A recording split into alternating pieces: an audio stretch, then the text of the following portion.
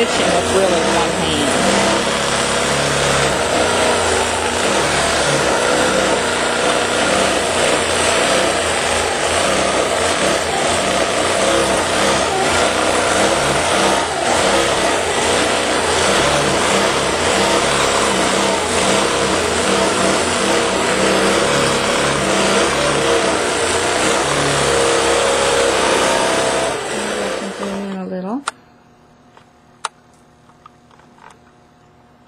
Yeah, you can see the stitching on here is mostly these undulatory and meander type things.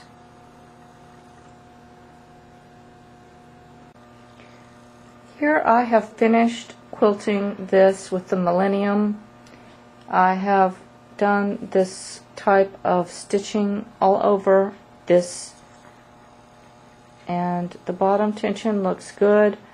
I'm ready to remove it from the long, except from the side.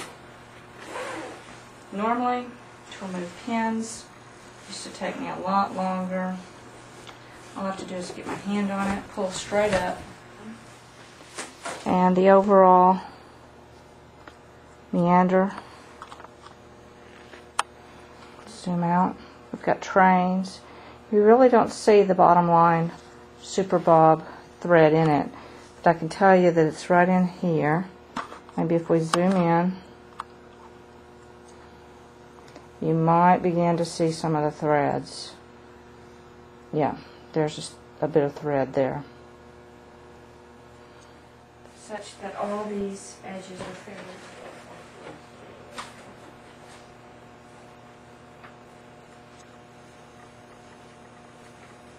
First thing I'm going to do is cut off the edge that is quilted to the edge that is quilted, just a little past that.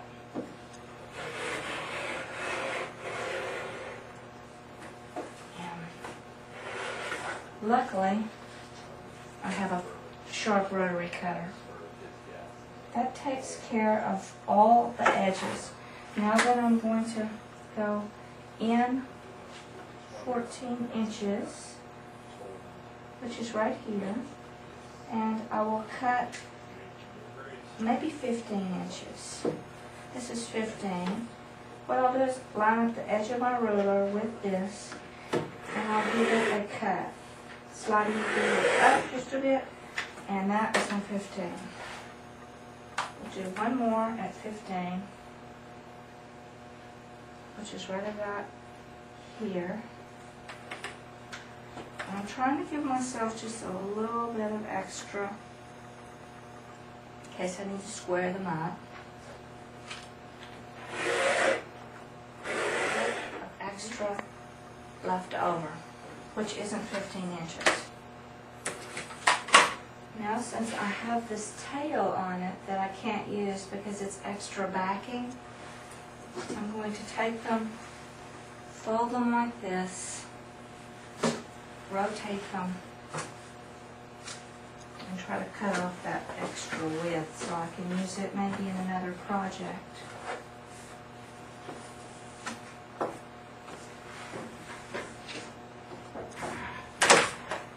It's just a rough cut, but I want to be sure I keep my placemats, so I'm going to stay back away from them a ways and try to get all this excess cut off. That's just waste. Cut off some of that excess batting. And now I should have, this is my extra piece that I don't need. I should have my placemat widths. They're accordion-like, so I'll unfold them one more time.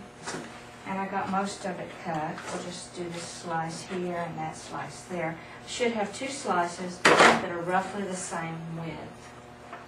15 inches. And yeah, they're very, very close. So I'm pleased with that. Now then, with my 15 inches like this, I will unfold it. I've got double folded stuff here, and I need to trim off the top.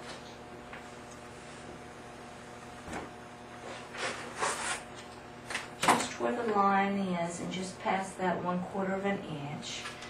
And I'm going to check the bottom since it's double folded, and that's not right, so I'm going to peel that back and cut this one 1/4 of an inch above what I call my stay stitching.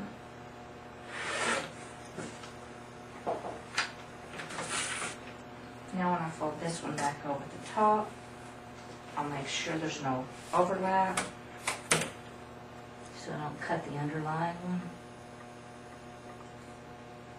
I'm lining it up right along the stay stitching, which I assume was done in a straight stitch. Now I have this nice long piece with just a little divot out of it. Looks like a little V. So I'm just going to free cut that loose. That was probably from folding it. And this should be my placemats width, and I'll just start chopping them at their height.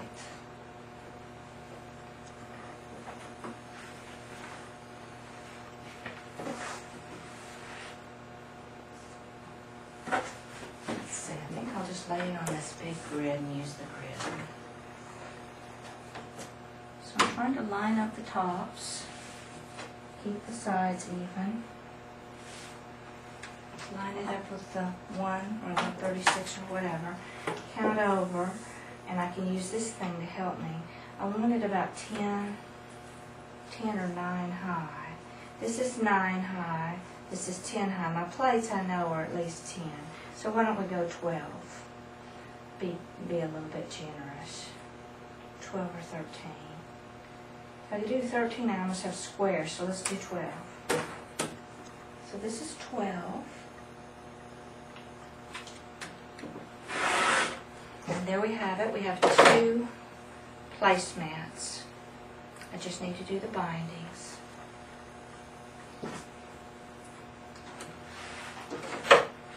Do another 12.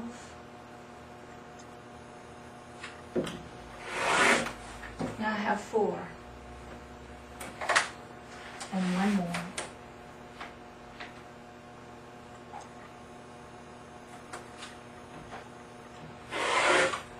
6. This will be just a square that should be about 4. Let's see. Might be a little bit bigger. This is 14, so if I chop 2 inches off of it,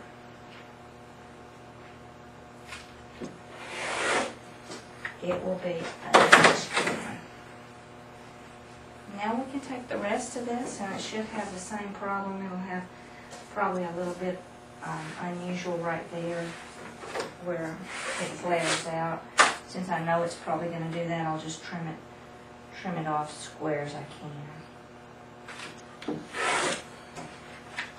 Straighten it up, you know, before I work with it. This is going to have the same issues. It's going to have a raggedy edge on both sides, and they may not be equal, so I'll peel it back, line it up, do about 1/4 inch for my stay stitching.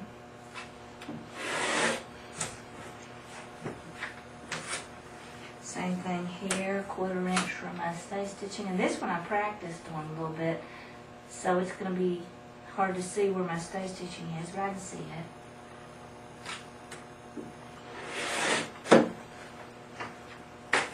I'm checking it looks good.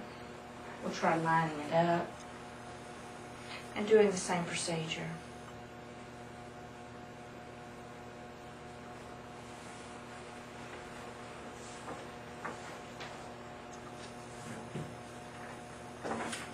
Since this is a 36-inch mat, if I come to the 24, I know I've got a 12-inch.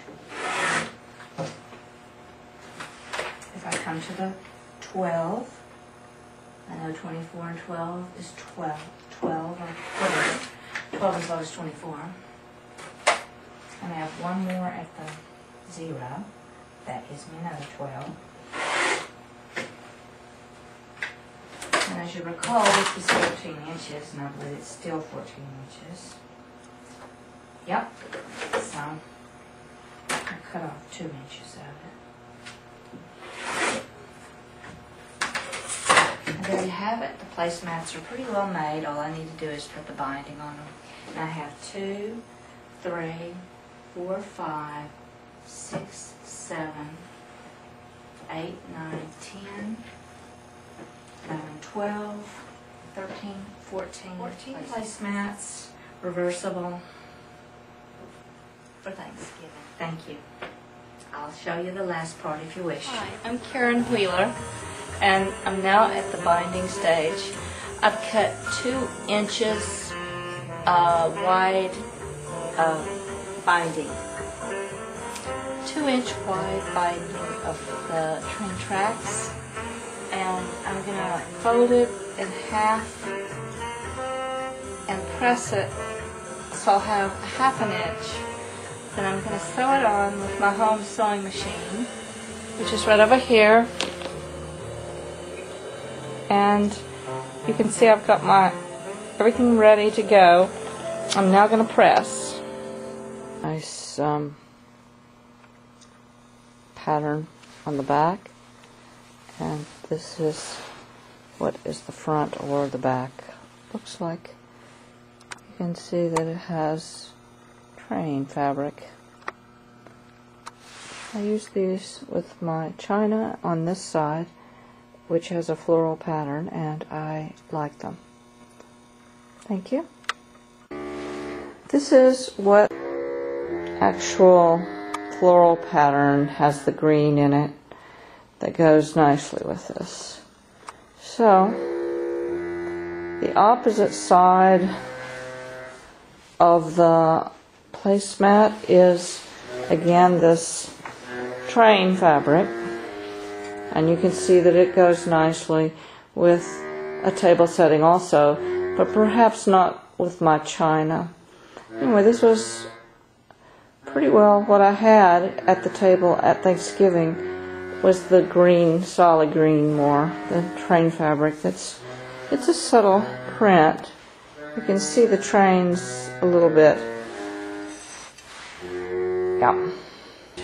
I hope you've enjoyed this video on how I did my placemats.